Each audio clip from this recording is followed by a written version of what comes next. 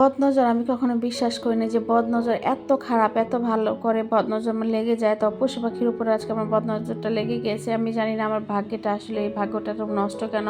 ছেলেদের খুব শখের একটা জিনিস ছিল, শখ করে তারা মুরগি পালতো। সেই মুরগিগুলো পর্যন্ত এখন আমার শখের জিনিসে আগুন লেগে গেছে। তো এটাই আজকে আমি এখন চরম বিশ্বাসী। আমি আগে বিশ্বাস করতাম, এখন আমি যেটা বিশ্বাস করেছি। তো আসসালামু আলাইকুম, আপনারা সবাই কেমন আছেন? আশা করি সবাই ভালো আছেন। সকাল হয়ে গিয়েছে, ছেলেদের মুরগিগুলো দেখতে পাচ্ছেন। আমাদের রাজাটাকে জবাই দিলাম, আমাদের বেটি মুরগি ছিল সেইটাকে জবাই দিলাম। এখন মাত্র গিয়েছে, জানি না এখন তাদেরকে আর 3টা মুরগি মানে তাদেরকে বাঁচাতে পারবো কিনা।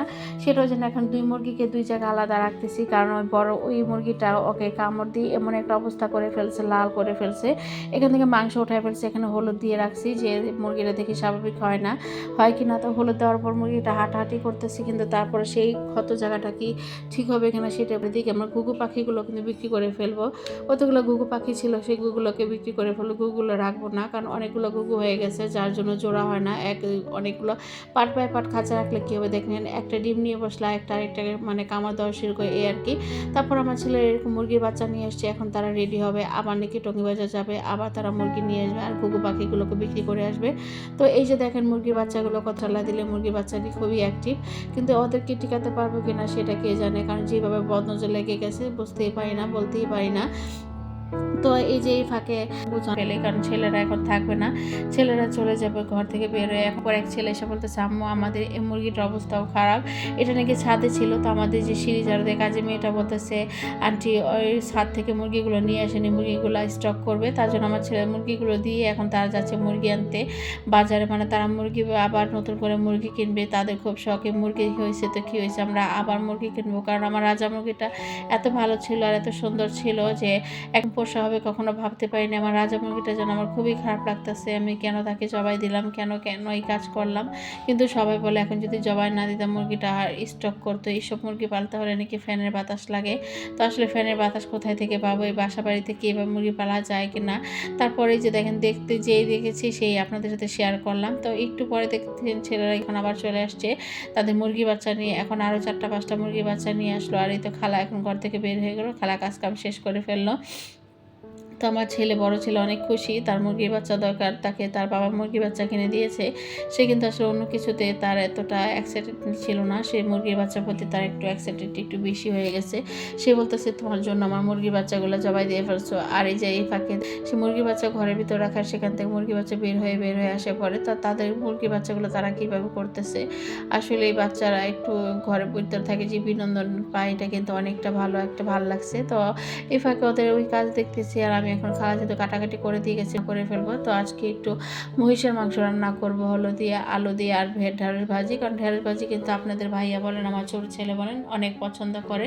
ঢেঁড়সটা মোটামুটি, আমার ঢেঁড়স ভর্তাটা মজা লাগে, আমি ঢেঁড়স ভাজিটাকে তেমন এটা খেতে পারি না, আর তরকারির মধ্যে যদি ঢেঁড়স দিই তাহলে খেতে পারি। আর শুরুতে এখন আপনাদের বলতে চাচ্ছি, আমার ভিডিওগুলো কে কোথায় দেখছেন অবশ্যই জানাবেন, আর ভিডিও শুরু থেকে একটা লাইক কমেন্ট করে দিবেন, যদি ভালো লাগে শেয়ার করে দেবেন। তো এই তো টুকিটাকি কাজের ফাঁকে ফাঁকে একটু পরপর চলে যায় আমাদের সেই মুরগির কাছে, কারণ মুরগির প্রতি আমার একটা ভালোবাসা জেগে গেছে। তো সব কিছু শেষ করে মুরগিগুলোকে দেখতে আসলাম, আর এই মুরগিটাও মনে হয় কেমন ঝুমে যাচ্ছে, মানে খুবই মনটা নষ্ট হয়ে যাচ্ছে যে একটার পর একটা এরকম যে মুরগিগুলো ছিল আগে একসাথে, এখন প্রত্যেকটা মুরগিকে আমার আলাদা আলাদা করে রাখতে হয়েছে। মুরগিগুলোর মধ্যে নাকি এখন রোগ ঢুকতেছে, তো বলতে পারতেছে, দেখেন এই মুরগিটাও পর্যন্ত জমে যাচ্ছে, খুব কষ্ট হচ্ছে। আপনাদের ভাই এত পারে না, কান্না করে দেয় যে সেই মুরগিটাকে কেন জবাই করলাম, মুরগিটা আমার জন্য করছে হ্যাঁ তেন, কিন্তু মুরগিটা তো রাখা যেত না। তারপর আর কিছু করার নাই, কি বলেন। তো কাজ কাম করতে সব কিছু করি, সময় কীভাবে চলে যায় বলতে পারি না। এখন মাগরিবের আজানও দিয়ে ফেলবে, তাই রান্না বান্না শুরু করে কাঁচা আম দিয়ে ডাল দিয়ে রান্না করে দিব, আর ভাত আকিটাকি যা আছে সব ফল যা আছে সব কাটাকাটি করে ফেলবো। এখানে আমার সব মোটামুটি রান্না বান্না হয়ে গেছে। আমার গরুর মাংসটা মহিষের মাংসটা রান্না হয়ে গেছে, যেহেতু মহিষের মাংস এটা গরুর মাংস না, একটু ঝোল করে রান্না করলাম। এই তরকারি আমার অনেক পর্যন্ত থাকবে আর কি, বাচ্চা একটু ঝোলটা খেতে পছন্দ করে। আরেকটা রেখে দিয়েছিলাম একটু খিচুড়ি রান্না করব, কারণ যখন তখন একটু খিচুড়ি যেন রান্না করতে পারি। আর এই হলো সেই কাঁচা আম দিয়ে দিব একটু আনারস দিয়ে একটু আনারসও কাটবো। আর আপনাদের ভাইয়া এই সসেসগুলো নিয়ে এসেছিলো, আর চিকেন স্প্রিং নিয়ে আসছিলো কিছু সাবান। তো এই সাবানটা নাকি অনেক ভালো, এটা সাকিবুল হাসানের সাবান নাকি। সাবানটা কে ব্যবহার করছেন অবশ্যই আমাকে জানাবেন, সাবানটা কি আসলে ভালো কি না। আর এইখানকার সয়া সসটা কেমন যেন লাগতেছে। তারপর দেখি এটা ট্রাই করে দেখি, এটা কখনো খাওয়া হয় নাই এটা। তো আমি এই সসেসটা খাবার স্প্রিং রোলটা দেখেন মাত্র 280 টাকা, মাত্র কয়েক পিস আছে এখানে, এটা ঘরে কিন্তু তৈরি করা যায়।